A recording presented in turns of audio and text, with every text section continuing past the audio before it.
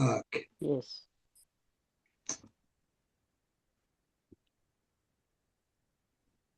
እሺ ቀናችንን ዛሬ ኑሮ ያለን እግዚአብሔር ነው አይደል? እግዚአብሔር ምሕረት ቸርነት በስቶልን ዛሬም በህይወት እንድንኖር ጌታ ስለፈቀደ ጌታ የተባረከ ይሁን። አሜን። በቃ ያለንበት ዘመን እጅግ ማለት ዛሬን በቃ እንኖራለን ብለን እንኳን እርግጠኛ የምንሆንበት ዘመን ላይ አይደለም እና ሚዩት ብታረግ ይሻላል። ሌሎቹን ሚዩት አርጋቸው። ሌሎቹ አርጋቸው ጋሽ አርጋቸው እና ሮዚን ኦፍ ብታረጋት ታነብልኛለች። እንደዚህ አይነት ዘመን ላይ ነን ያለ ነው እና አንተ ነህ ማድረግ የምትችል፣ እኔ ማድረግ አልችልም። ሆስት አንተ ነህ። ኦኬ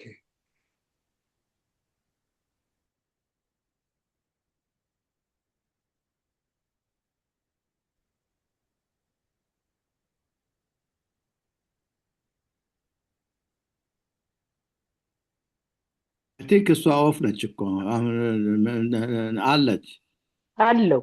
እሺ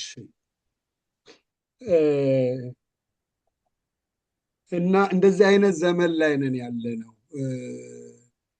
ቃሉ ላይ ደግሞ ስንመረምር በተለይ ጌታ ኢየሱስ የሚመጣበት ዘመን ከመቼውም የበለጠ ጊዜ የቀረበበት ዘመን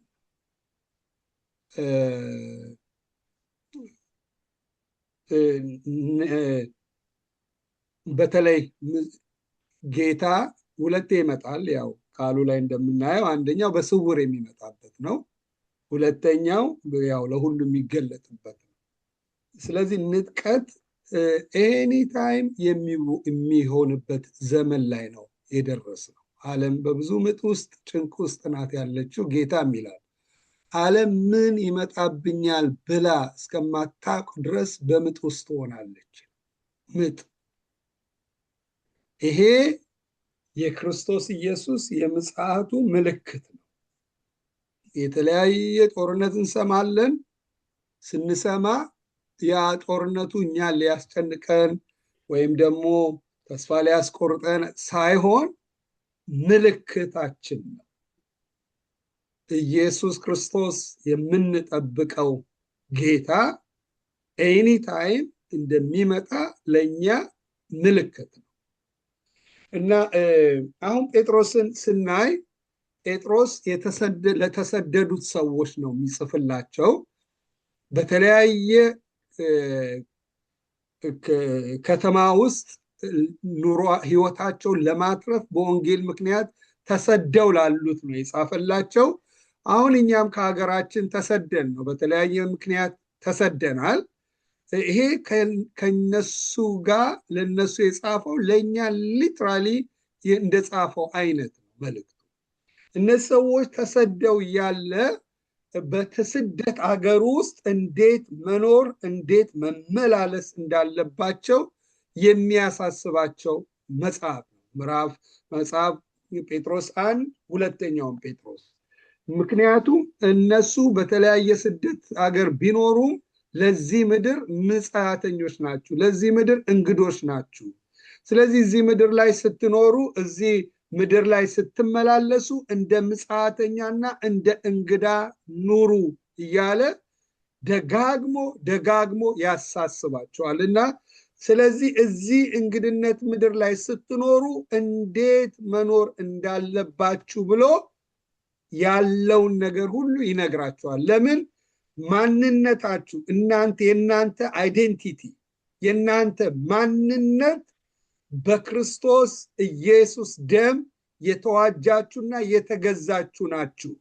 እናንተ አባቶቻቸው በከንቱ ኑሮአቸው ባከማቹት በብርና በወርቅ አይደለም የተዋጃችሁት ክቡር የሆነው የክርስቶስ ኢየሱስ ደም ፈሶላችሁ ነው።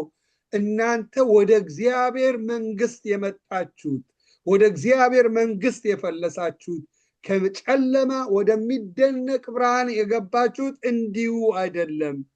የክርስቶስ ኢየሱስ ደም ፈሶላችሁ ነው ወደ እግዚአብሔር መንግስት የገባችሁት። ስለዚህ ወደዚህ መንግስት ስትገቡ የዚህ የመንግስቱ ኑሮና ህግና ስርዓት አለው። እንደዚህ ስርዓቱ ይሄ ነው ብሎ እየጻፈላቸው ነው ያለው እና በምድር ላይ ስትኖሩ መጻተኞችና እንግዶች ናችሁ። አገራችሁ የእናንተ ይሄ አይደለም። የእናንተ አገር የቱ ነው? ሊመጣ ያለ ታላቅ የሆነ በሰው እጅ ያልተሰራ እግዚአብሔር የሰራት የፈጠራት ከተማ አለ። ያ የእናንተ ዘላለማዊ መኖሪያ ነው። እዚህ በምድር ላይ ያላችሁት እንግዶችና መጻተኞች ናችሁ። ምን እያደረጋችሁን ያላችሁት? ሙሽራው ኢየሱስ ነው። እናንተ ሙሽሪት ናችሁ። ሙሽራውን ኢየሱስ ክርስቶስ ለመገናኘት ምን ብላችሁ ተዘጋጅታችሁ እንድትኖሩ ነው። አሁን የዝግጅት ጊዜ ነው። አሁን እየተዘጋጃችሁ ነው፣ እየቆነጃጃችሁ ነው። ሙሽራው ኢየሱስ ሲመጣ ክቡር የሆነችውን ድንግል የሆነችውን ቤተክርስቲያን እናንተ ቤተክርስቲያን ለማግኘት ምን አሁን እየተዘጋጃችሁ ነው እያለ ሙሽሪቷ እንዴት መኳኳል እንዳለባት እንዴት መዘጋጀት እንዳለባት እያስተማራቸው ነው። ስለዚህ አሁን እኔን ራሴን ሳስብ በቃ ሙሽራውን ለመገናኘት ነውና ተኳኩዬ ጸድቼ ነጽቼ እንድጠብቀው ነው እዚህ ምድር ላይ አሁን ያለው። ለዚህ ነው እግዚአብሔር አባታችን እኛን በምድር ላይ ያኖረን። ዋናው ዓላማ ልናገባ፣ ልንዋለድ፣ ልናሳድግ፣ ልንሰራ፣ ገንዘብ ልናከማች አይደለም። ስንዋጅ በዋጋ ተገዝተን የመጣ ነው። በደሙ ተገዛንና ተዋጀን። ከዛ ኪዳን ገብተን የተዋጀ ነው። እኔ ካሁን በኋላ የኔ አይደለውም። እኔ ለአንተ የቀረውን የሕይወት ዘመኔ ለአንተ ልኖር ነው ብዬ ኪዳን ገባው። ስለዚህ እኔ ሞቻለሁና በእኔ ውስጥ አንተ ኑር ብዬ ቃል ኪዳን ገባውለት። ስለዚህ እኔ ኤርሚያስ የሚባለው የሚገለጠው መቼ ነው? ኢየሱስ ሲገለጥ ያኔ በክብር እንገለጣለን ይላል። አሁን ሞታችኋል፣ ሕይወታችሁ በክርስቶስ ተሰውሯል። ሕይወታችሁ የሆነው ክርስቶስ በሚገለጥበት ጊዜ ያኔ እናንተ በክብር ትገለጣላችሁ፣ በፈቃዳችሁ ትገለጣላችሁ። አሁን በምድር ላይ ግን በዋጋ ተገዝታችኋልና የእናንተ አይደላችሁምና የፈቀዳችሁትን ማድረግ አትችሉም። አሁን በምድር በጥቂቱ የእንፋሎት ዘመናችሁ የእንግድነት ዘመናችሁ ምንድነው? የሱን ፈቃድ ኖራችሁ ነው ማለፍ ያለባችሁ ብሎ እንዴት መኖር እንዳለባቸው እንዴት መመላለስ እንዳለባቸው ባለፈው ሳምንት ጀምረናል እና ሮዚ ታነቢልናለች ምዕራፍ 2 ጀምሮ እስከ 10 አንብቢውና ትንሽ ነገር ተናግሬ ወደ ዛሬው ክፍል እገባለሁ። ምዕራፍ 2 ቁጥር 1 ከአንድ ጀምሮ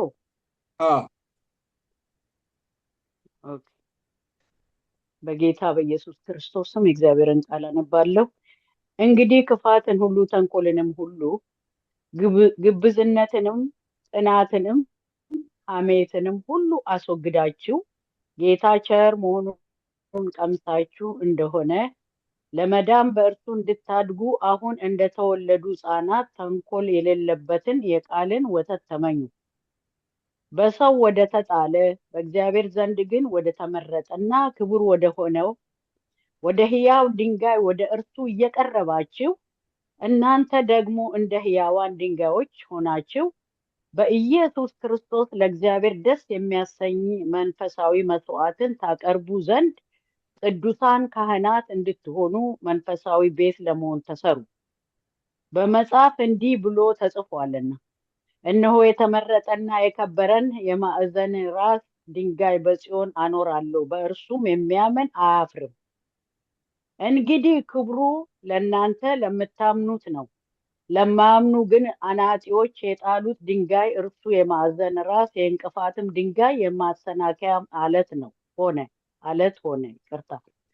የማያምኑ ስለሆኑ በቃሉ ይሰናከሉበታልና ለዚህ ደግሞ የተመደቡ ናቸው።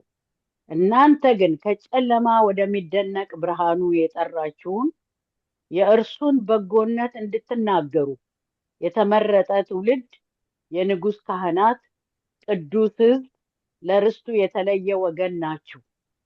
እናንተ ቀድሞ ወገን አልነበራችሁም፣ አሁን ግን የእግዚአብሔር ወገን ናችሁ። እናንተ ምሕረት ያገኛችሁ አልነበራችሁም፣ አሁን ግን ምሕረትን አግኝታችኋል። እሺ፣ ጌታ ይባርክ። ልቀጥል? አይ በኋላ እንቀጥለዋለን። ትንሽ ነገር እዚህ ላይ ናገርና እንቀጥለዋለን። ምዕራፍ 2ን ሲቀጥል እንግዲህ ይላል። እንግዲህ ከላይ ያለውን ሐሳብ የተያዘ ሐሳብን ነው ይዞ የመጣውና ያላቸው ርስትን ይናገራል። የዘላለምን ርስት አላችሁ፣ የተዋጃችሁት በክርስቶስ ኢየሱስ ደም ነው፣ በደሙ ተዋጅታችኋል፣ የእግዚአብሔር ልጅ ሆናችኋል ካለ በኋላ እንግዲህ ማንነታችሁ ይሄ ስለሆነ የተጠራችሁት ለዚህ ለከበረ ስለሆነ ከዚህ ጋር ማች የማያደርገው ከዚህ ጋር አብሮ ሊኖረው የማይችለው ነገሮችን ምን በሉት? አስወግዱት። እግዚአብሔር ሔዋንና አዳምን ፈጥሯቸው በከበረ ሕይወት ውስጥ አብረው ከሱ ጋር ህብረት በሚያደርግ ሕይወት ውስጥ ፈጥሯቸው ሳለ ግን ይሄንን አታርጉ፣ አብሮ የማይሄድ ይሄንን ፍሬ አትብሉ፣ ከበላችሁ ትሞታላችሁ አላቸው። አብሮ እግዚአብሔር ጋር የማይሄድ በዚህ መንግስት ውስጥ ደግሞ የማይሄድ ነገር አለ። ስለዚህ ምን ብሎ ይነግራቸዋል? እንግዲህ በተሰደዳችሁበት አገር፣ በምትኖሩበት አገር በተለያየ ከተማ ነው የሄዱ ኑሯቸው ለማስተካከል ህይወታቸውን ለማስተካከል በተለያየ ስራ ውስጥ ተሰማርተው ነው ያሉት በተለያየ።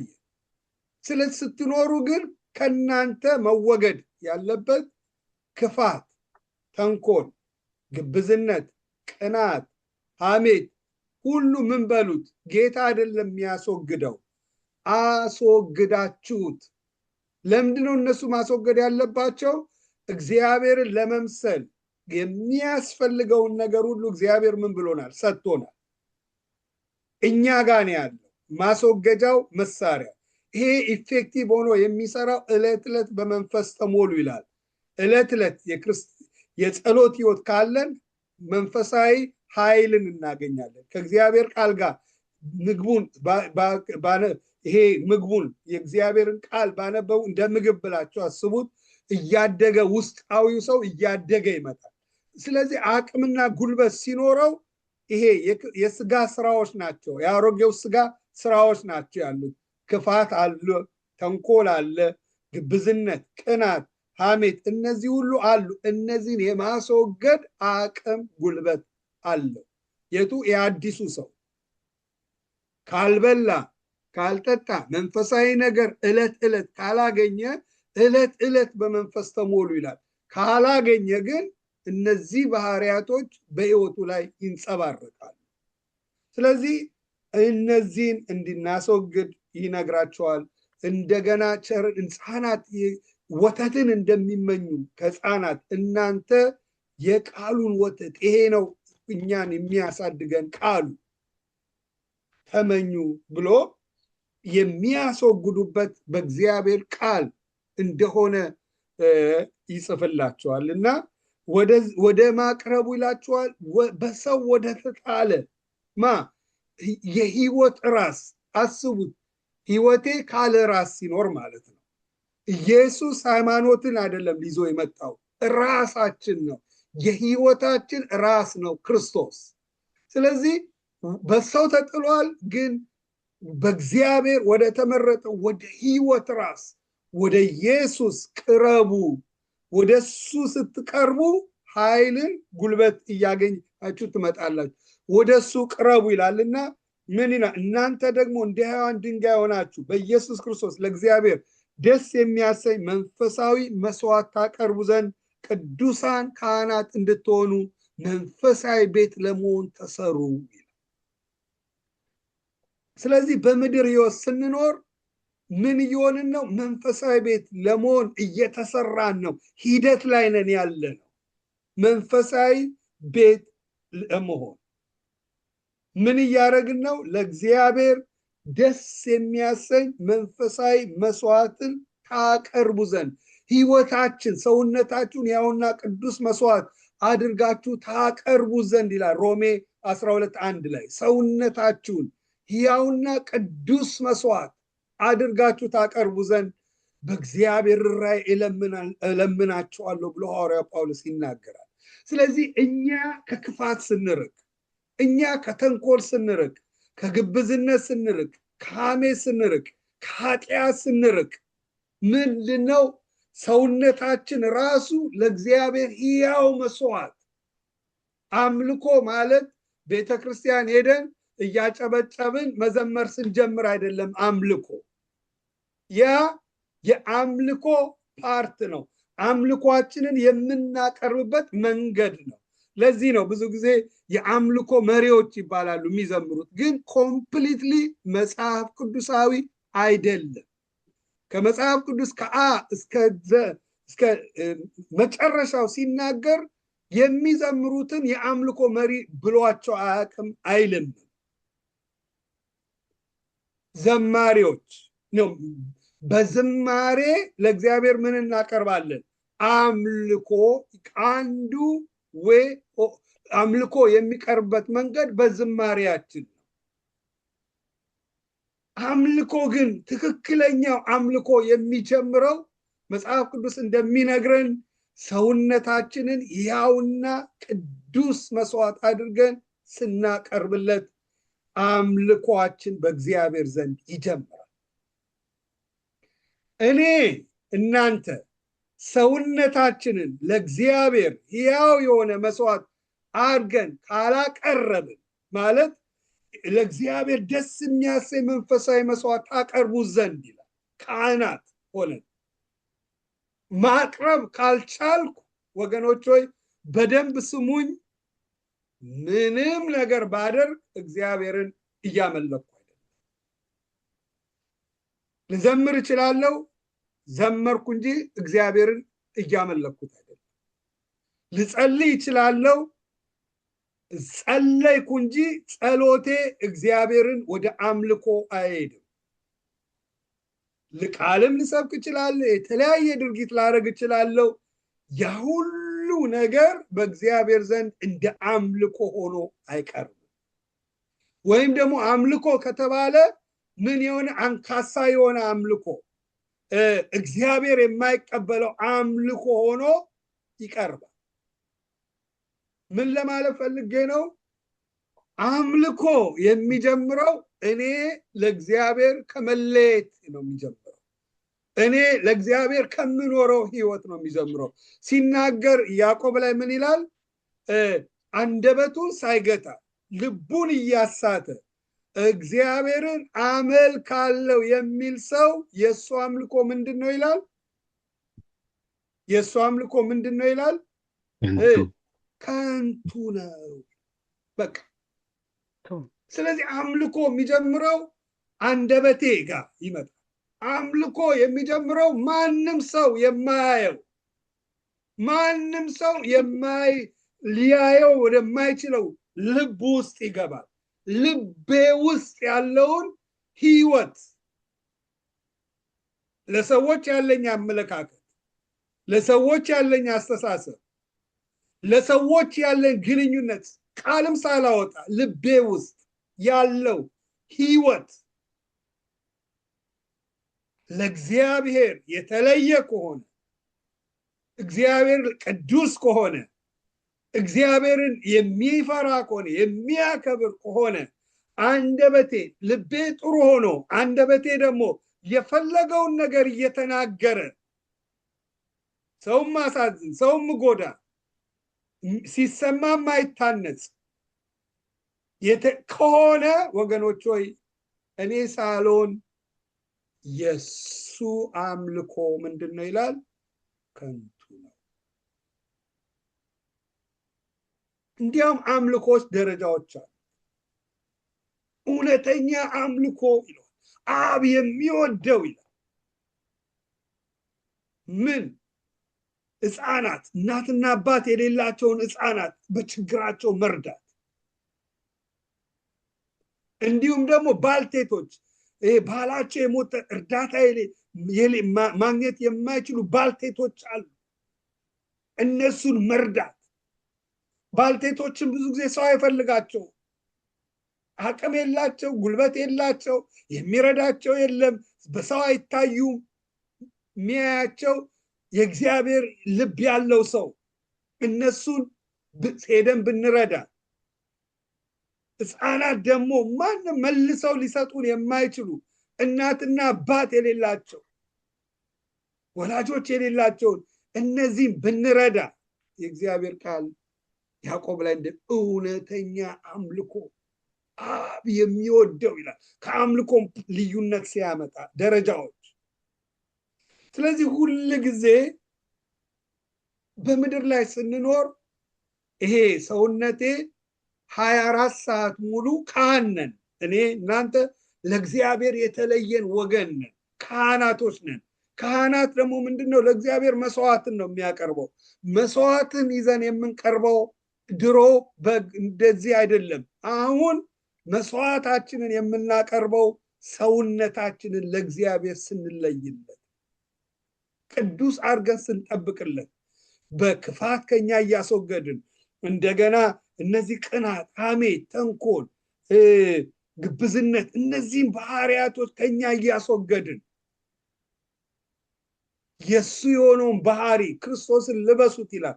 የሱ የሆነውን ባህሪ እየለበስን ሂደት ነው። መንፈሳዊ ቤት ለመሆን ተሰሩ። አንዴ ለብሰን የምንጨርሰው አይደለም። ሂደት ክርስቶስን መምሰል የህይወታችን እስከ መጨረሻው ኑሮ የምንኖረው ሂደት ውስጥ ነን ያለ ነው። ስለዚህ በምድር ላይ ለጥቂት ዓመታት እግዚአብሔር የተወን እኛ የዝግጅት ዘመን ላይ ነን ያለ፣ እየተዘጋጀን ያለ ነው። ሙሽራውን ኢየሱስን ለመገናኘት። ስለዚህ ይሄንን አምላክ ይሄ ያዳነን አምላክ ታላቅ ርስት አዘጋጅቶ የሚጠብቀን አምላክ በምድር ላይ የሰጠን ታስክ ይሄንን ሰውነታችንን ለሱ እየለየን እንድናመልክ መቼ 24 ሰዓት ሰውነታችሁን ያውና ቅዱስ መስዋዕት አድርጋችሁ ታቀርቡት ዘንድ በእግዚአብሔር ራእይ እለምናችኋለሁ። እዚህ ላይ ጴጥሮስ ይላቸዋል፣ መንፈሳዊ ቤት ለመሆን ተሰሩ፣ እግዚአብሔርን ደስ የሚያሰኝ መንፈሳዊ መስዋዕት ታቀርቡ ዘንድ። እግዚአብሔር ሲያየን የሚያሸተው ሽታ ይኖራል፣ መልካም መዓዛ ሽታ። ህይወታችንን ሲያየው አምልኮ የሚጀምረው እዛ ላይ ነው እንጂ ቸርች ሄጄ ማጨብጨብ ስጀምር አይደለም። አምልኮ የግል ነው። ይሄንን ሰውነቴን ቀድሼ ከሰጠሁት፣ እናንተ ቀድሳችሁ ከሰጣችሁት እግዚአብሔር ላይ ሴንሲቲቭ እየሆንን በውስጣችን ላለው መንፈስ ይሄን ይወደዋል አይወደውም እያልን በዚህ ህይወት ውስጥ እየኖርን ከዛ ሌላው የምናደርጋቸው ሁሉ እግዚአብሔር አምልኮ ይሆንለታል። ብንጸልይ እግዚአብሔር ያመልከዋል። እንደገና ብንዘምር ያ እንደ አምልኮ ይቀርባል። ብንረዳ፣ በገንዘባችን ብንረዳ፣ የተለያየውን ብናደርገው ያ የበለጠ እግዚአብሔርን እያስደሰተው ይመጣል። በልቤ ውስጥ ሰው እየጠላው፣ በልቤ ውስጥ በክፋት እየተመላለሱ ይሄ ቃላት ሳልናገር በልቤ ውስጥ በጥላቻ ተሞልቼ በልቤ ውስጥ ይቅር ሳልን ብመላለስ ወገኖች ወይ ይሄን አምልኮ እግዚአብሔር አይቀበለው። እግዚአብሔር ይሄ አምልኮ በእኔ ውስጥ የሚያሸተው አምልኮ አይሆንም። ስለዚህ እዚህ ላይ ምን ይላቸዋል? ለእግዚአብሔር መንፈሳዊ ቤት ለመሆን ተሰሩ። እንዴት? ወደ ክርስቶስ እየቀረባችሁ ይሄ ሕፃናት የሚፈልጉትን ወደ ቃል ይሄን ለማደግ የምትችሉበትን ወደዚህ ቃል እየጓጓችሁ እየቀረባችሁ እያደጋችሁ መንፈሳዊ ቤት ለመሆን ተሰሩ። ወደ ሰው በተጣለ በእግዚአብሔር ወደ ተመረጠ ወደ ሕያው ወደው ነው ወደ ክርስቶስ እየቀረባችሁ ለእግዚአብሔር መንፈሳዊ ቤት ለመሆን ተሰሩ ብሎ ከነገራቸው በኋላ እናንተ ስለነሱ ቁጥር 9 እናንተ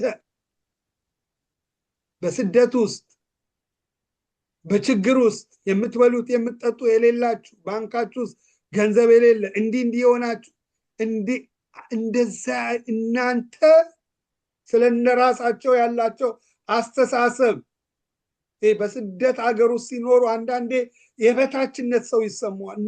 እንደዛ እናንተ ግን ከጨለማ ወደሚደነቅ ብርሃን የጠራችሁ። ለምንድን ነው የተጠራችሁት? የእርሱን በጎነት እንድትናገሩ የተመረጠ ትውልድ።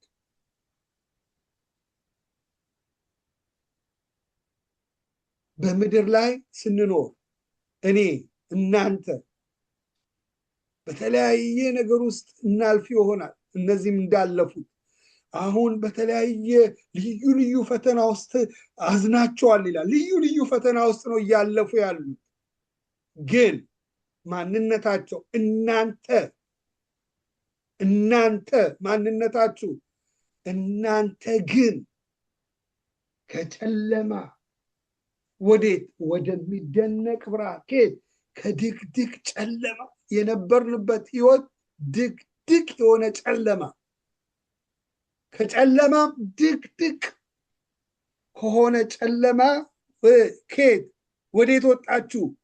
ወደሚደነቅ ብርሃን። አይገርማችሁም? ከድቅድቅ ጨለማ ፍልሰቱ የተካሄደው በምናችንም ልንገባበት ወደማንችለው ከኛ በምንም ሊሆን በማይችል በእግዚአብሔር ርኅራኄና ምሕረት የሆነልን ከጨለማ ወደሚደነቅ ብርሃን ምን አላችሁ? ጥሪ ነው የጠራችሁ። ለምን? የእርሱን በጎነት እንድትናገሩ የተመረጠ ትውልድ። በስራ ቦታ ስራዬን በጣም ወደዋለሁ።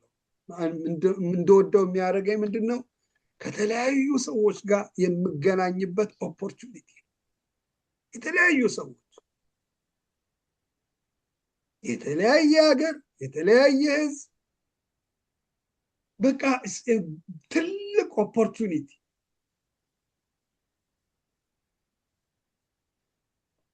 የተለያየ ካምፓኒ ብሰራ አንዳንዶቹ ጭራሽ አይፈቅዱም። የተለያየ ነገር መዝሙር እንዲህ ለመክፈት ካምፓኒ ፖሊሲያቸውን ያው መከተል አለብኝ የእግዚአብሔር ቃል እስከማይጻረር ድረስ። ሌሎቹ ምንም ስለማያል ሁል ጊዜ መዝሙር ከፍታለሁ። ሁሌ ስገባ በጣም እንዲህ ደስ ይላል። በቃ እነሱ ያሉበት አለ መዝሙሩ በቃ የሚባርክ እና አየዋለሁ። እኔ እኮ እዚህ ስራ ላይ የተሰማራው እኔ በዚህ ምድር ላይ ያለው ለዓላማ ለምን? የእርሱን በጎነት እንድናገር ነው እየኖርኩ ያለሁት እንጂ ገንዘብ ለመሰብሰብ አይደለም። እናንተ ደሜን እግዚአብሔር በዚህ ምድር ላይ እንድኖር የፈቀደው እድሜን፣ ጉልበት፣ ጤንነት ሰጥቶኝ እንድሰራ፣ እንድወጣ፣ እንድገባ፣ እንድሰማራ ያደረገው ዓላማው የእርሱን በጎነት ኦፖርቹኒቲ ባገኘው ቁጥር የእርሱን በጎነት። ዓለም ስለ እግዚአብሔር መጥፎ ነው የሚያወራው፣ ስለ ኢየሱስ መጥፎ ነው የሚያወራው። እኛ ደግሞ ያለነው ምንድን ነው? የተደረገልን ስለምናውቅ የእርሱን በጎነት እንድንናገር የተመረጥን። የተመረጠ ምንድነን? ትውልድ። ንጉስ ነው ኢየሱስ። አይገርማችሁ? ንጉስ። የሱ ምንድነን? እኛ ካህን፣ አገልጋይ።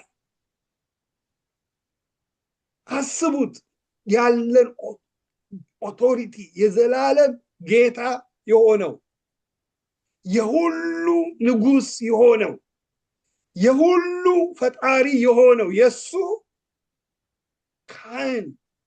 ካህናት፣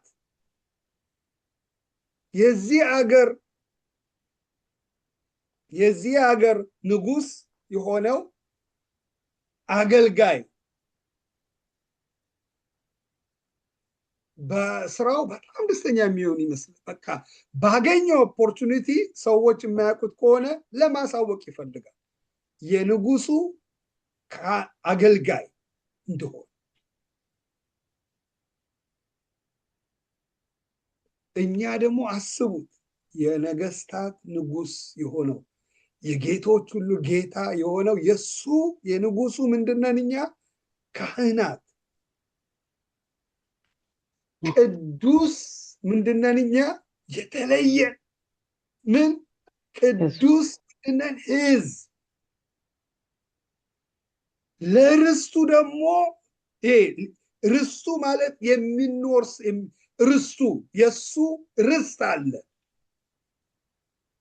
አሁን የዚህ ሀገር ንጉስ ብዙ ነገር አለው፣ ብዙ የሚወርሰው ፖስት ኦፊስ የሱ ነው፣ ብዙ ነገሮች አሉ። የርስቱ ወራሾች ደግሞ ልጆቹ አሉ የተለያዩ። እኛ ደግሞ የዚህ ሁሉ የፈጣሪ የሁሉን የፈጠረ ጌታ ለርስቱ ደግሞ ምንድነን? የተለየን ምንድነን? ወገን። አይገርማችሁ?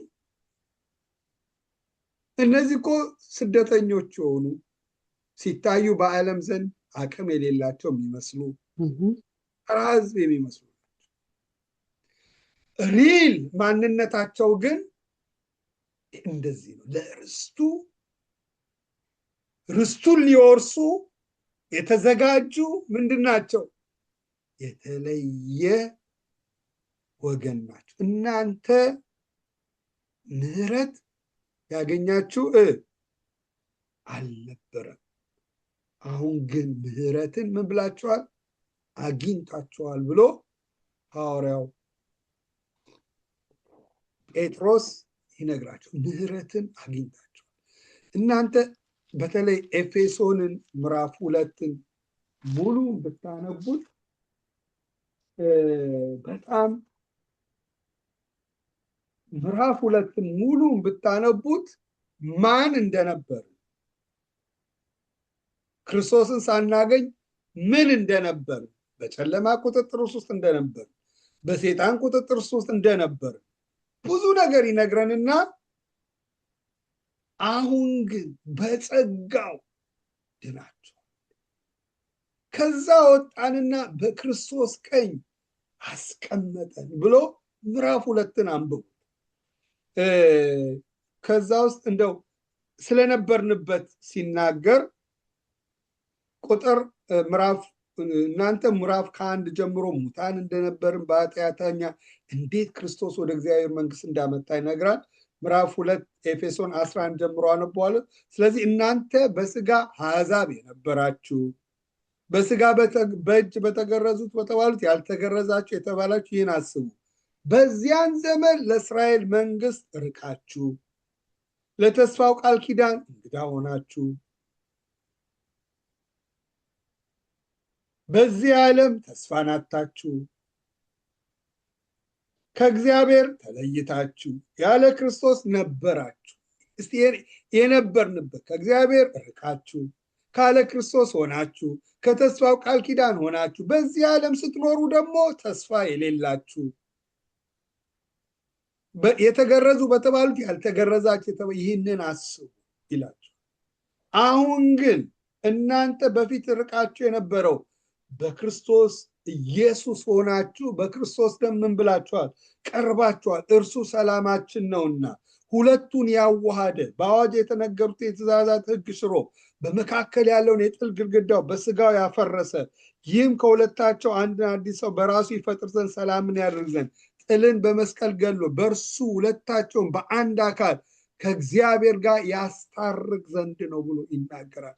ምን ያህል ከእስራኤል ጋር እንዴት አንድ አድርጎ ከዛ እኛና እስራኤልን ካስታረቀ በኋላ እኛን ከእግዚአብሔር ጋር እንዴት እንዳስታረቀን ክርስቶስ እዚህ ላይ ይነግራል። ማንነታችን ተስፋ የሌለን የነበርን፣ ከእግዚአብሔር የተለየን የነበርን፣ ካለ ክርስቶስ የነበርን፣ በኃጢአት የሞትን፣ በሰይጣን ቁጥጥር ስር ውስጥ የነበርነውን እኛን ነው በጸጋው እንዲሁ በምሕረቱ እንዲያውም እዚህ ኤፌሶን 2 ላይ እግዚአብሔር ከወደደን ከትልቅ ፍቅሩ የተነሳ በኃጢአታችንና በበደላችን ሙታን በነበርን ጊዜ ከክርስቶስ ኢየሱስ ጋር ምንን ሰጠን ይላል? ሕይወትን ሰጠን። ከወደደን ከምን? ከትልቅ ፍቅሩ የተነሳ። ይሄ አሁን ስናገረው ብዙ ላይ ገባን ይችላል ወገኖች ሆይ፣ በጣም የሚገባን ጊዜ ሩቅ አይደለም። የሚገባን ጊዜ በጣም ሩቅ አይደለም። ይህን ዓለም ጥለን ስንሄድ መላእክቶች ሲወስዱ ቃላት ሊገልጠው ወደማይችል ብርሃን ህይወታችን ሲገባ ልንገልጠው በቃላችን ልንገልጠው ወደማንችል ወደ ዘላለም ርስቱ ስንገባ ዛሬ ሳናየው የወደድነው ክርስቶስ በአካል ስናየው በከበረው ዙፋኑ ላይ በአብ ቀኝ ቁጭ ብሎ ለኛ የታረደውን ኢየሱስን ስናየው እነዚህ አላፋት መላእክቶች ጋር ህይወታችን ገብቶ በደስታ ወደ ተሰበሰቡት መላእክት ህይወታችን ገብቶ ያ አሁን በቃል አሁን ላይ ተጽፎ የምናነበው ሪል ሆኖ ስናየው ወገኖች ሆይ የተደረገልን ምህረት እናየዋለን። እዚህ ላይ ምህረት ያገኛችሁ አልነበረም፣ አሁን ግን ምህረት ማለት ምንድን ነው? መማር፣ ምህረት እንዲሁ። ለዚህ ነው ክርስቲያን መማር ያለበት። በደላችሁን ይቅር እንደተባላችሁ እናንተም ምን በደላችሁን የበደሏችሁ ምን ይቅር በሉ። ይቅር እግዚአብሔር እኔና እናንተን እንዴት ይቅር አለን? እንዲሁ ይቅር አለን። ቋጣትን እስቲ ተናገርና እስቲ እያንዳንዱ እንድትሉ ንገረኝ፣ ከዛ በኋላ እኔ ይቅር ይልሃለሁ። ያን ያረግ አላለንም። እንዲሁ በጸጋው አዳንን፣ እንዲሁ ይቅር አለን። እንዲሁ ኢቭን እግዚአብሔር የሚያውቀውን ኃጢአትን ሁሉ ከኛ ያራቀው ይቅር ምህረት እንዲሁ አደረገልን። እንዲሁ ማረን። ባገኘነው ምህረት ባገኘነው ይቅርታ እኛ ጥልቅ የበደሉንን እኛ ያሁሉ በድለነው ይቅር እንዳለን ባገኘነው ምህረት በዚህ ምህረት የበደሉንን ያሳዘኑንን የወጉንን ምንድንን እንድንምር ምህረት ስለተደረገልን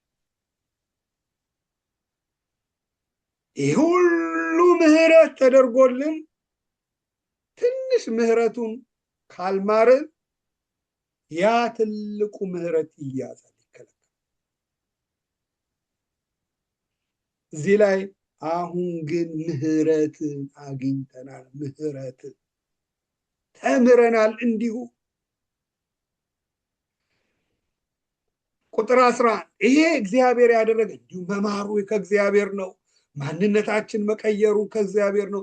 ለዚህ ነው በጣም በጣም በጣም የሚገርመኝ ነገር በጣም ክርስቲያኖች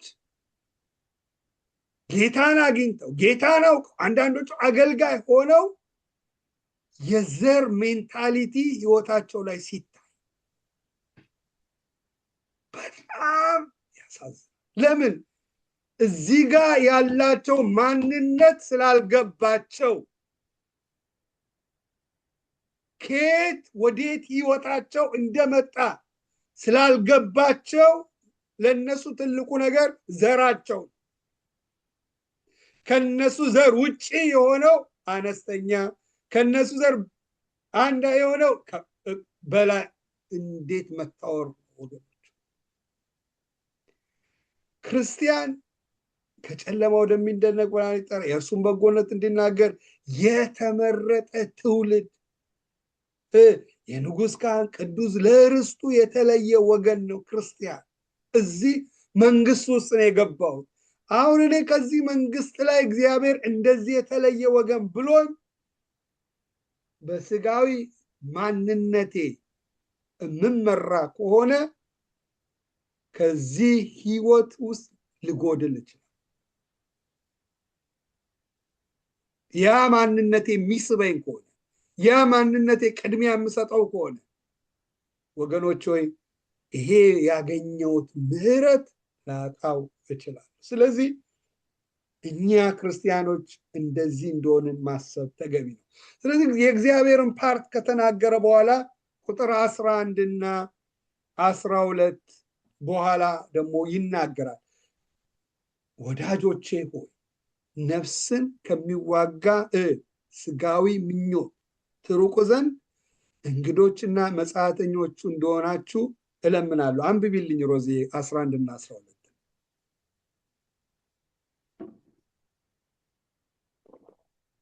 እሺ ወዳጆች ሆይ ነፍስን ከሚዋጋ ስጋዊ ምኞት ትርቁ ዘንድ እንግዶችና መጻተኞች እንደመሆናችሁ እለምናችኋለሁ።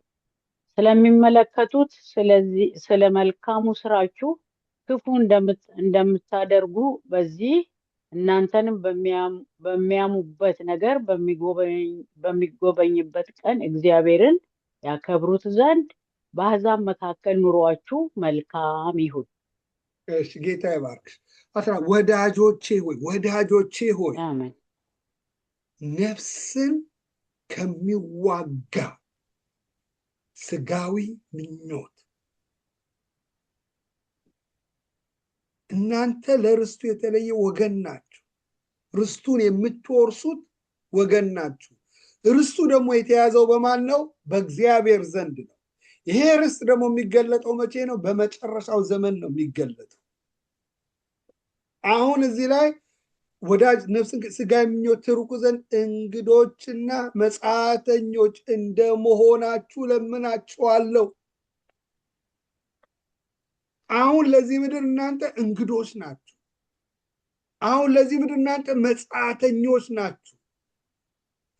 ስለዚህ እንግዶችና መጻተኞች ስትሆኑ እንደ እንግዳና እንደ መጻተኛ ሳይሆን አገራችሁ በምድር ላይ እንዳለ ልባችሁን ሰጥታችሁ ስትመላለሱ ምኞት እዚህ ምድር ላይ በቃ አይደል በደንብ በቃ ኑሯችሁን ህይወታችሁ ሁሉ ከዚህ ምድር ጋር ተጣብቃችሁ የዚህን ምድር ስትመኙ ምን ልትሆኑ ትችላል? ነፍሳችሁ ሊወጋ ይችላል።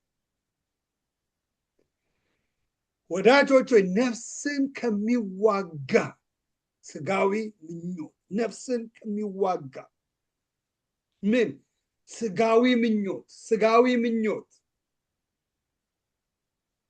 ትርቁ ዘንድ እንግዶችና መጻተኞች እንደመሆናችሁ ልመናን የያዘው ጴጥሮስ ማንን? እነዚህ የተሰደዱ ሰዎች ስጋዊ ነፍሳቸውን ምን እንዳይወጋ። ለምሳሌ ነፍስ አንዱ ከሚወጋበት መንገድ አንዱ አንደኛ ጴጥሮስን አውጥተን እናነባለን። ምዕራፍ 6 አንብቢልኝ ሮዚ።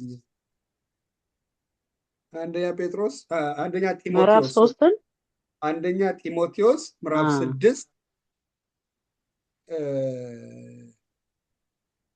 ከ6 እስከ 10 እናነባለን። አንብቢልኝ።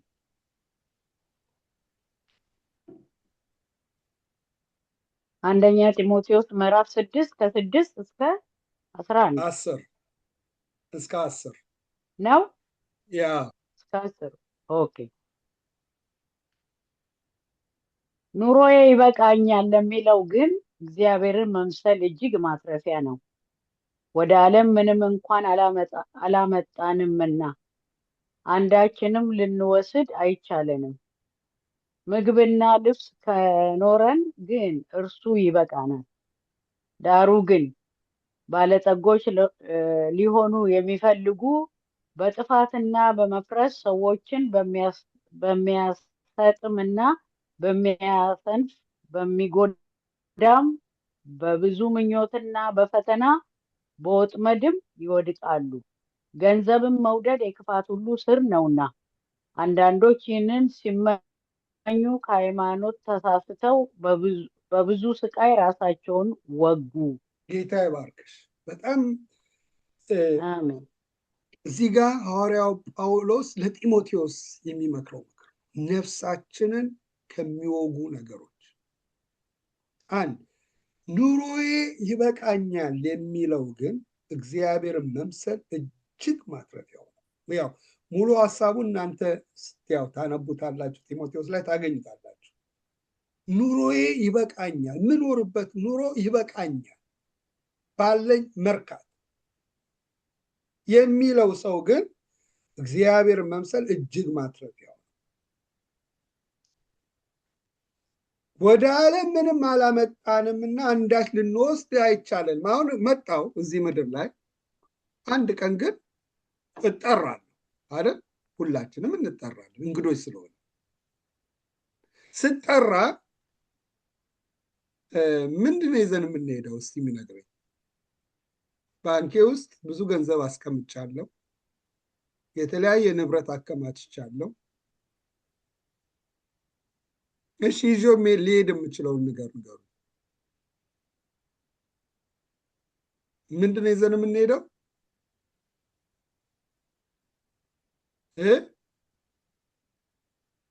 እዚህ ላይ ምን ይላል? ወደ ዓለም ምንም አላመጣንም፣ አንዳችም ስንመጣ ራቁታችንን መጣን፣ ስንሄድም ምንም አንወስድ።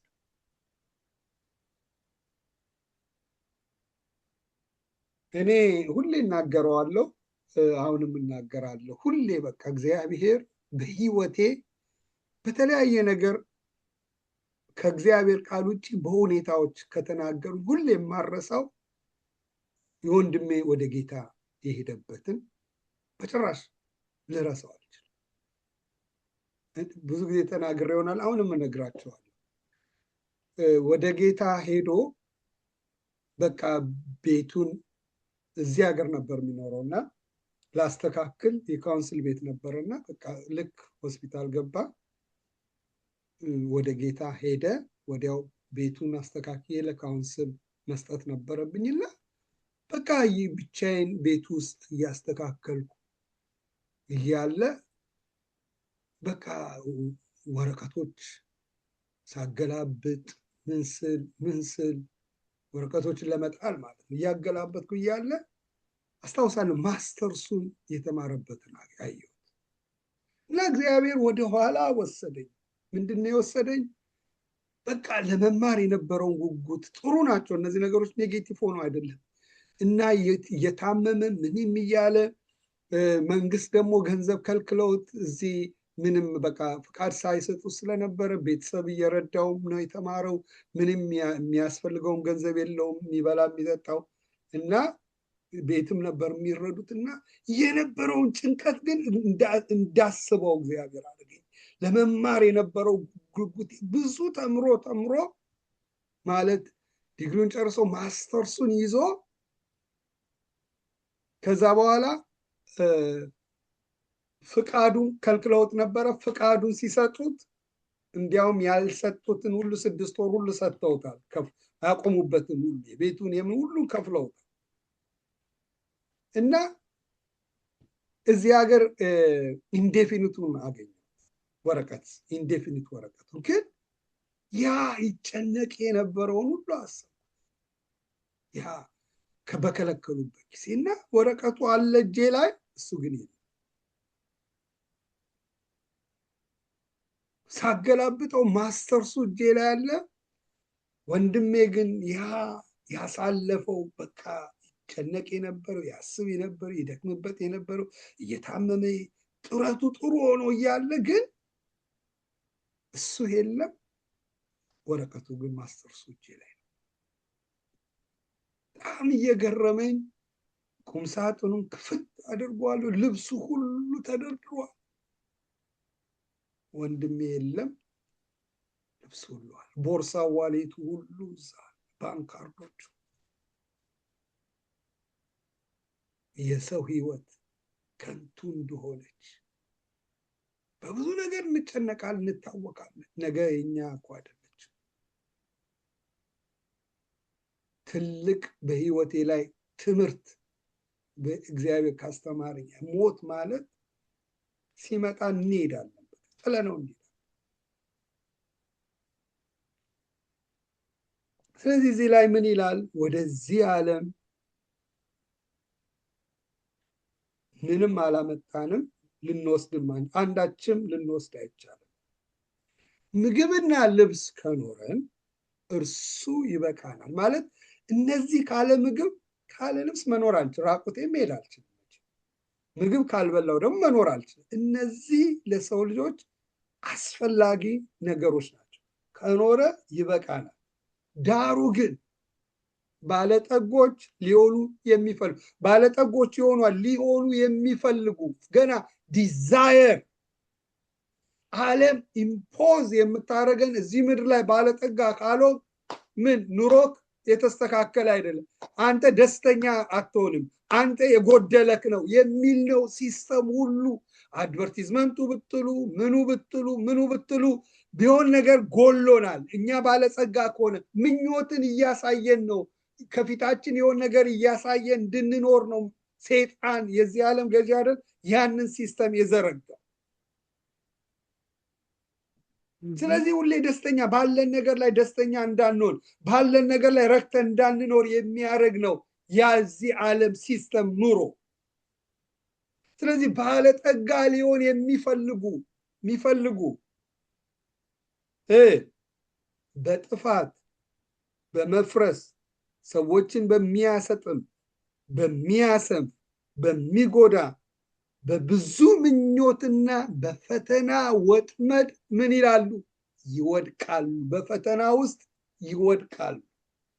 በብዙ ምኞት በሚያሰም በሚጎዳ በብዙ ምኞትና በፈተና ወጥመድ ይወድቃሉ። ለምን?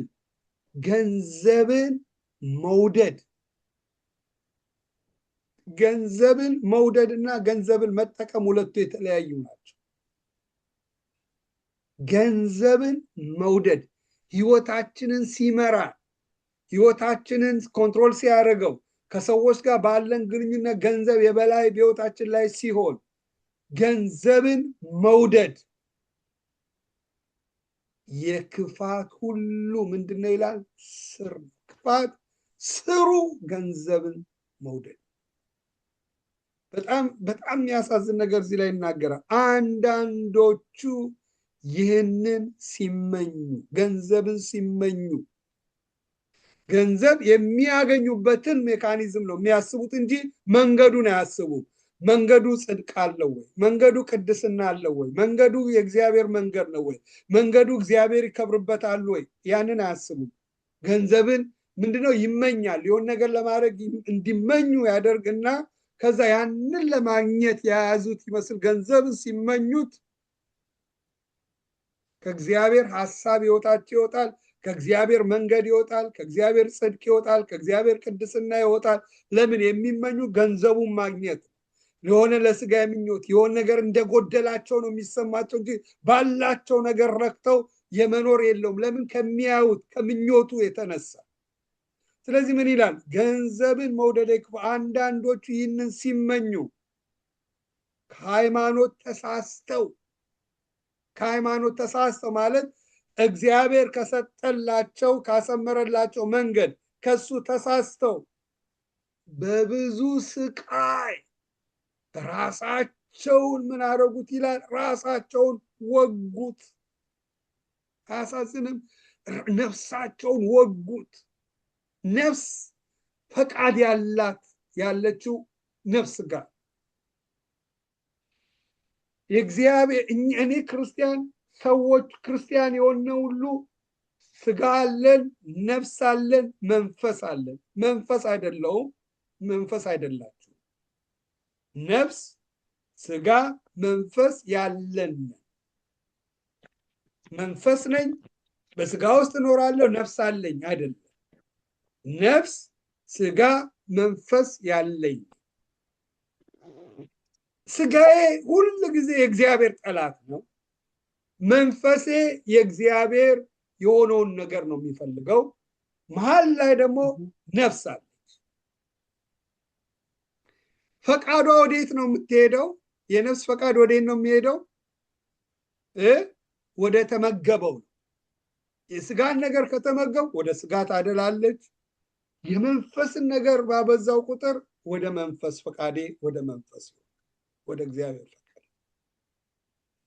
ስለዚህ ከሃይማኖት በብዙ ስቃይ ራሳቸውን ወጉ። ነፍሳቸውን ስንወጋው ፈቃዳችን ወዴት ይሆናል? ወደ ስጋ። እስቲ አስቡት፣ ሰይፍ ይዘን ራሳችንን ስንወጋ ከዛ የእግዚአብሔርን ነገር በሕይወታችን ላይ ከማድረግ ይልቅ ምን ይሆናል? በሆነ ከእግዚአብሔር ሐሳብ የወጣ ህይወት ውስጥ እንገባለን። ራሱን የወጋ ሰው ምን ይሆናል? ተነስቶ በህይወት ኖሮ መመላለስ አይችልም፣ ራሱን በሰይፍ ቢወጋ። ለዚህ ነው አንዳንዴ በተለያየ ኃጢአት ውስጥ ሰዎች ይገቡና ኃጢአት ውስጥ እንደሰሩ እንኳን ኃጢአት ውስጥ እንዳለን እንኳን አይጨንቀንም፣ ለመውጣትም እንኳን አንፈልግም። አዚፍ እግዚአብሔር ከዛ ጋር የተባበረ እስኪመስለን ድረስ እንደርሳለን።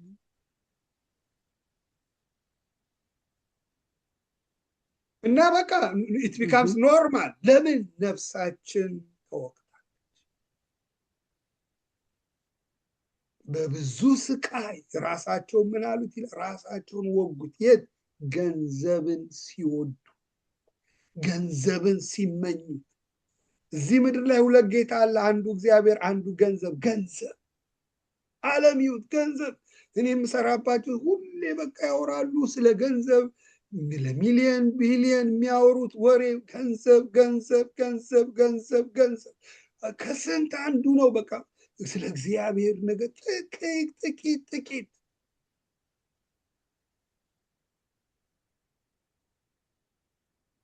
ወገኖች ሆይ ገንዘብ መውደድ ከሃይማኖት ተሳስተው የሃይማኖት መንገድ አለ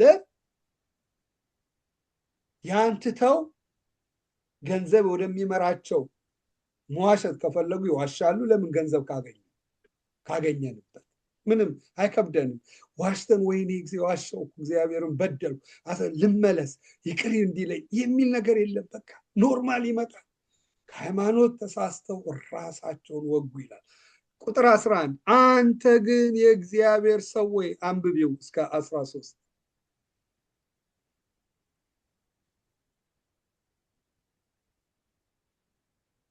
እስከ 1ኛ ጴጥሮስ ምዕራፍ 1 ከ3 ጀምሮ ነው አለው። 11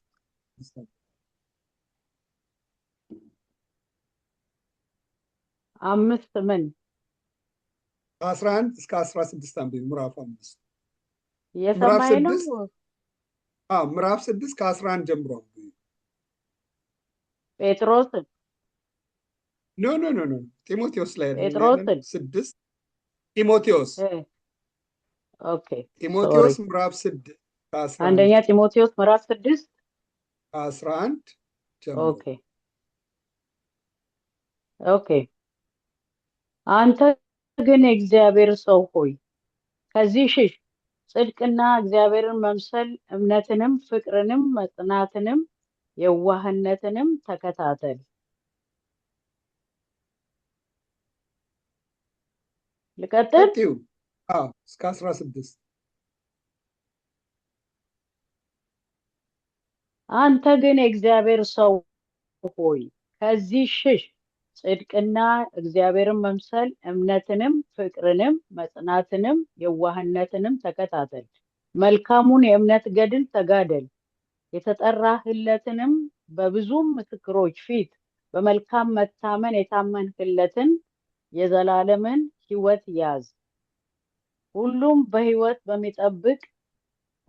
በሕይወት በሚጠብቅ በእግዚአብሔር ፊት በጴንጤናዊውም በጲላጦስ ዘንድ መልካሙን መታመን በመሰከረ በክርስቶስ ኢየሱስ ፊት አዝሃለሁ። ጌታችን ኢየሱስ ክርስቶስ እስኪገለጥ ድረስ ያለ እድፍና ያለ ነቀፋ ሆነ ትእዛዙን ጠብቅ። ያንም መገለጥ በራሱ ጊዜ ብፁዕና ብቻውን የሆነ ገዢ፣ የነገስታት ንጉስና የጌቶች ጌታ ያሳያል። እርሱ ብቻ የማይሞት ነው። ማንም ሊቀርበው በማይችል ብርሃን ይኖራል። አንድ ሰው እንኳን አላየውም፣ ሊያየውም አይቻለውም። ለእርሱ ክብርና የዘላለም ኃይል ይሁን፣ አሜን አሜን። ጌታ ይባርክሽ። ስለዚህ እናንተ እንግዶችና መጻተኞች ናችሁ ይላልና እንግዶችና መጻተኞች ስትኖሩ እንዴት መኖር እንዳለባቸው፣ አንተ ግን የእግዚአብሔር ሰው ሆይ። ዛሬ የፕሮስፐሪቲ ወንጌል አለ። አይገርማችሁ? ፕሮስፐሪቲ ወንጌል፣ የብልጽግና ወንጌል ምድራዊ ብልጽግና ነው ብለው ሰዎች በድፍረት ያስተምራሉ።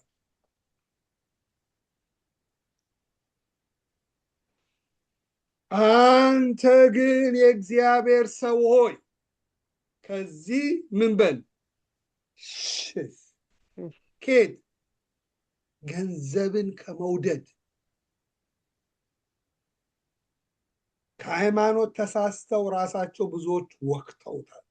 አንተ ግን ከዚህ ሽሽ፣ ገንዘብን ከመውደድ ይሄን ምድር በቃ ለዘላለም መኖሪያ መስሎን እዚህ ምድር ላይ እንደምንኖር ፎከሳችንን አድርገን በቃ ላይ የዚህ ምድር ላይ ብቻ ፎከስ ከዚህ ምን በል ሽሽ። መከተል ያለብህ ማስቀደም ያለብህ ምን ጽድቅ የሆነውን ነገር ተከተል። እግዚአብሔር መምሰል ያለበትን ተከተል። እምነትን፣ ፍቅርን፣ መጽናትን፣ የዋነትን ተከታተል። በህይወት ላይ የዋነትን ተከታተለው ማለት ከሰዎች ጋር በሚኖረን በኑሯት በተለያየ ነገር የዋየው ፍቅርን እያረግ መጽናትን ተከተል። መልካሙን የእምነት ገድል ተጋደል። ያለው ገድል ውስጥ ነው። አሁን ዝም ብለህ እየኖርክ አይደለም ያለው፣ የጠላት ከተማ ውስጥ ነው። ጠላት የሚመራው መኖሪያ ውስጥ ነው ያለው። ይሄ ኪንግደም ባለቤት ሰይጣን አለ። እዚህ ምድር ውስጥ የእግዚአብሔር መንግስት አለ፣ የሰይጣን መንግስት አለ። ተጋድሎ ውስጥ ነን ያለ ነው። መልካሙን የእምነት ገድል ተጋደል። የእምነት ገድል ምን? ጽድቅን፣ እውነትን እየተከተልን እያስቀደምን ወደ መኖር ወደዚህ ተጋደል። የተጠራህለት በብዙ ምስክሮች ፊት በመልካም መታመን የታመንክለትን የዘላለምን ህይወትህን ምን በለው ያዘው። ከዘላለም ህይወት የሚበልጥ እዚህ ምንም ነገር የለም። ይሄን ነገር ከሚያስጥል ነገር ጥለክ የዘላለም ህይወት ምን በለው ያዘው። ሁሉን በህይወት በሚጠብቅ በእግዚአብሔር ፊት በጴንጤናዊ በጲላጦስ ዘንድ መልካሙን መታመን በመሰከረ በክርስቶስ ኢየሱስ ፊት ምን እላለሁ? አዝሃለሁ። ከዚህ ሽሽ፣ ገንዘብን ከመውደድ ሽሽ፣ ተከተለው። ምን? እውነትን፣ ጽድቅን፣ ቅድስናን፣ ትህትናን፣ የዋን ተከተለው። በማ ፊት አዝሃለሁ? በእግዚአብሔር ፊት አዝሃለሁ። ሁሉም በሕይወት በእግዚአብሔር ፊት በጴንጤናዊ ጲላጦስ መልካሙ በመሰከረ በክርስቶስ ኢየሱስ ፊት ምን ብላለሁ? አዝሃለሁ። የዘላለም ሕይወትን ያዘው። ከዛስ ጌታችን ኢየሱስ እስኪገለጥ ድረስ። እስከ መቼ ይገለጣል? መቼ አናውቅም። እስኪገለጥ ድረስ እስኪገለጥ ድረስ ያለ እድፍ ያለ ነቀፋ ሆነ። ምን በል? ትእዛዙን ጠብቅ። እንግዳነ መጻተኛነ። ያንተ ፕራዮሪቲ ገንዘብን ወደ ገንዘብ መከተል ሳይሆን ኢየሱስ እንደ ሌባ ይገለጣል። አንድ ቀን ይገለጣል። አንተ በዚህ በእንግድነት ዘመን ስትኖር ምን ያለ እድፍ ያለ ነቀፋ ሆነ። ምን በል?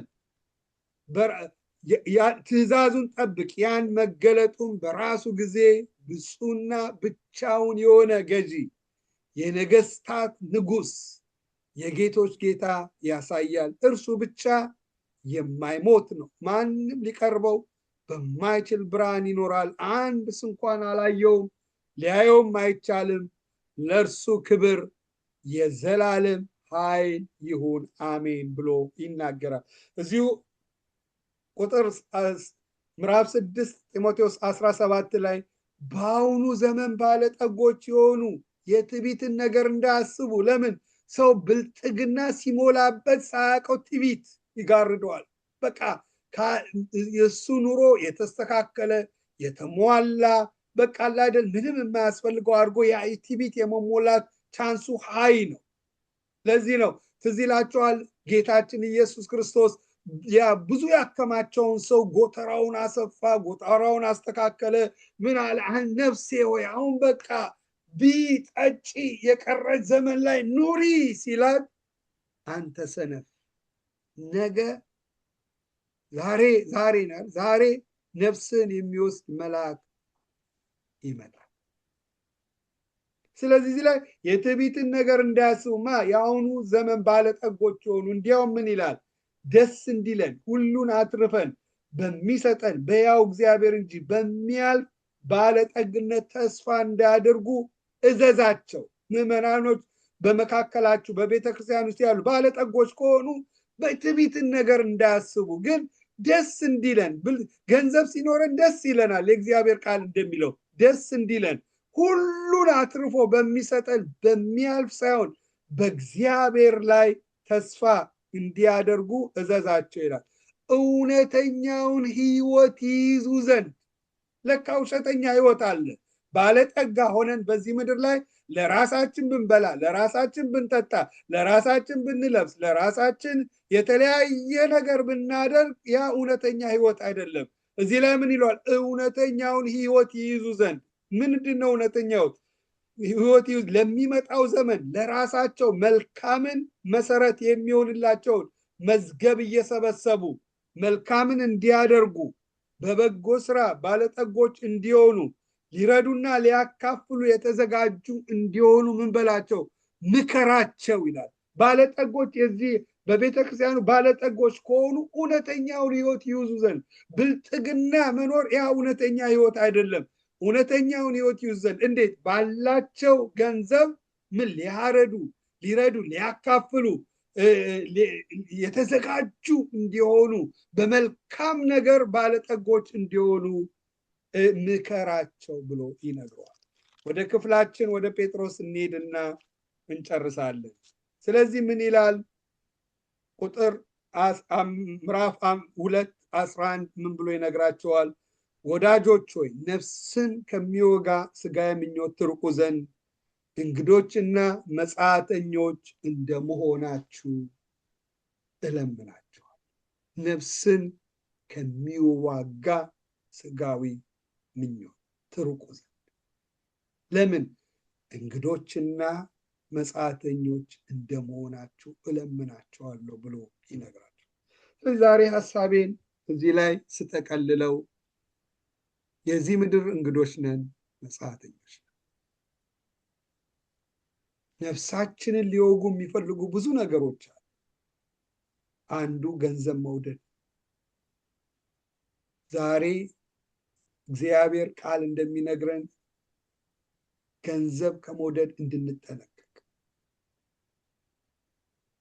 ቃሉ እንደሚነግረን እውነተኛውን ህይወት ይይዙ ዘንድ ይሄ ከሃይማኖት ተሳስተው በብዙ ስቃይ ራሳቸውን ወጉ። መንገዳችን እግዚአብሔር ያለበትን መንገድ እንድንመርጥ ይነግረናል። የዘላለም ህይወታችንን እንድንይዝ። ለምን? ከዘላለም ህይወት የበለጠ ምንም ነገር ስለሌለ እንድንይዝ እግዚአብሔር ይነግረናል። የዘላለም ህይወታችንን የሚያስጥለንን ነገር እምቢ እንድንል፣ እንደ እንግዶች እንደ መጻተኞች እንድንኖር እግዚአብሔር ሐዋርያው ጴጥሮስ ይመክራቸዋል። ስለዚህ ዛሬ በህይወታችን በተለያየ መከራ ውስጥ ልናልፍ እንችል ይሆናል፣ ልናጣ እንችል ይሆናል። የምንፈልጋቸውን የስጋዊ ነገሮች ላናገኝ እንችል ይሆናል። እግዚአብሔር ቃል ምን ልዩ ልዩ ፈተና በህይወታችን ሊያልፍ ይችላል። ግን ወገኖች ሆይ እነዚህ ጊዜያዊ ናቸው። ለዘላለም ከጌታ ጋር የምንወርሰው የዘላለም የሆነ ህይወት አለ። የዘላለም የሆነ ርስት አለ። ልባችንን እዚህ ላይ አጽንተን በዚህ ምድር ላይ ጌታን አክብረን እንድንኖር የእግዚአብሔር ቃል ቀን በቀን ለእግዚአብሔር መስዋዕት እያቀረብን በሰውነታችን ደስ የሚያሰኝ መስዋዕት እያቀረብን እንድንኖር፣ በእንደዚህ አይነት ኑሮ ስንኖር ጌታች ህይወታችንን ያይና የዘላለምን ብድራት ይከፍላል። ስለዚህ በዚህ ቃል እንዲጽናኑ፣ እንዲበረቱ፣ እንዲደገፉ ሐዋርያው ጴጥሮስ ይመክራቸዋል እና ይሄም ቃል ለእኛም ነው። እግዚአብሔር አምላክ እንደ እንግዶች እንደ መጻተኞች ኖረን ጌታን አክብረን ማለፍ እንዲሆንልን ሁላችንም ይርዳን። እንጸልይና እንጨርሳለን። አሜን። በዓለም ሳላችሁ ምን አለባችሁ ይላል? መከራ አለባችሁ፣ ግን አይዟችሁን የዓለምን አሸንፊ።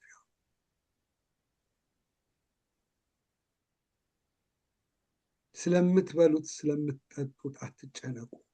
ጌታ እንደሚያስፈልገን ያውቃል። አባታችን ያውቃል። በዚህ ምድር ላይ ስንኖር ምን እንደሚያስፈልገን ጌታ ያውቃል። ዛሬ የምንፈልጋቸው ነገሮች በእጃችን ባይኖሩ ያ ማለት እኛ ያነስን ሰዎች ነን ማለት አይደለም። እኛ ማንነታችን ተነግሮናል።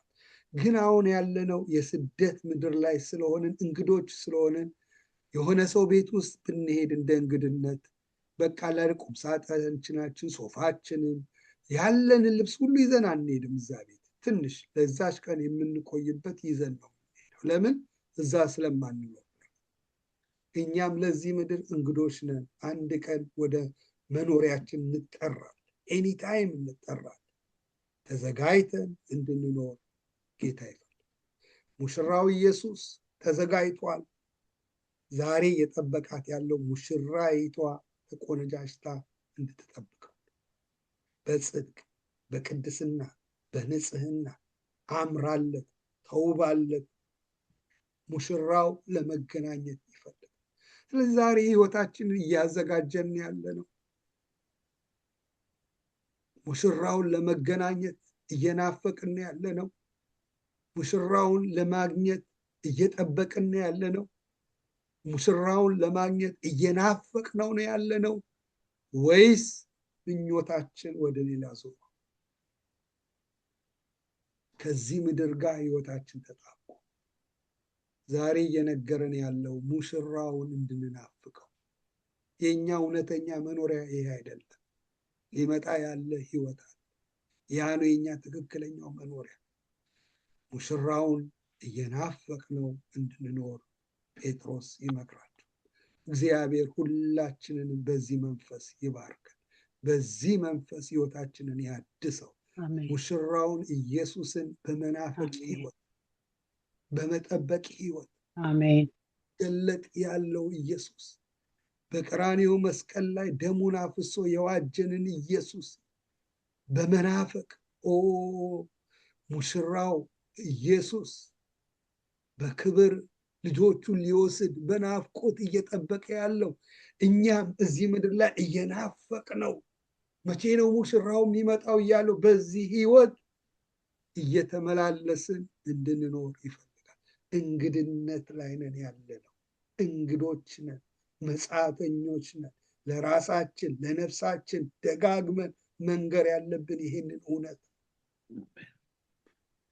እግዚአብሔር ሆይ እናመሰግንሃለን፣ ስምን እንባርካለን። እኔ ወንድሞቼን እህቶቼን ጌታ ሆይ ይሄ ሕያው በሆነው ቃል እየተናገርከን ስለሆነ ተዘጋጅተን እንድንጠብቅ የሚያደርግ ቃል እየተናገርከን ስለሆነ ዛሬ እውነተኛው ቃል ተከድኖ የስጋዊ ምኞታችንን የበለጠ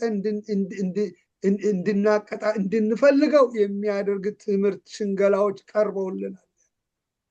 ሙሽራው የሆነውን ኢየሱስን እንድንጠብቅ የሚያደርገን ትምህርቶች ሳይሆን ስጋዊ ነገራችን እንድንመኝ የሚያደርግ ትምህርት ነው ዛሬ የከበደ። እባክህ እግዚአብሔር ሆይ እርዳ፣ ወደ ትክክለኛው መንገድ ህይወታችንን ምራ። አንተ ስለኛ ታስባለህ፣ አንተ ስለኛ ትጨነቃለህ፣ የሚያስፈልገንን ሁሉ ታውቃለህ። ስለኛ እኛ ከምንጨነቀው ይልቅ አንተ ለኛ ትጨነቃለህ። አባት እባክህ መስመራችን የተስተካከለ ይሁን። ነፍሳችንን ከመውጊያት ወጥተን እንደ እንግዶች እንደ መጻተኞች ሆነን በዚህ ምድር ላይ ተዘጋጅተን እንድንጠብቅ እርዳን።